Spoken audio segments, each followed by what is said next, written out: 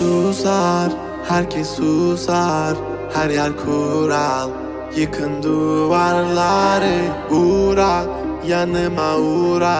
Bir yazı tura, bükelim tüm kolları. Koy koy yeni bir kart, onu da geçeyim iyi bir fark. Zoruna gidenin dili kurak, kapalı kapıya çeneni tak. Boş ver geri topla, verdiğin değerin dili olsa. Kalbimi vurmuş gidiyorsan, acı diliyorsan ve de biliyorsan. Kızgın güllerin üstüne düşmüş dolunayım ben. Soldum bir kere geriye dönersem yok olayım ben.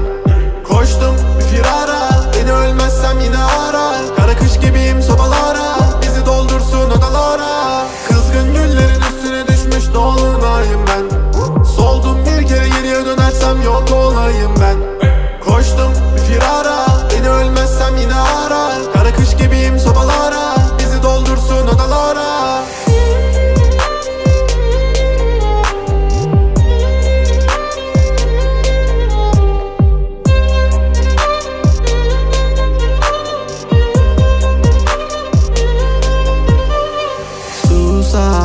Herkes susar, her yer kural.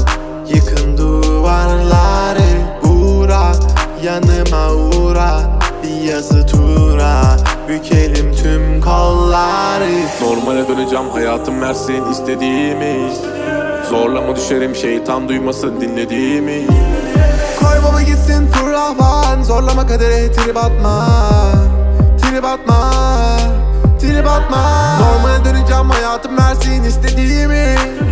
Zorlama düşerim, şeytan duymasın dinlediğimi. Koy baba gitsin fırlavan, zorlama kadere trip atma. Trip atma, trip atma. Kızgın güllerin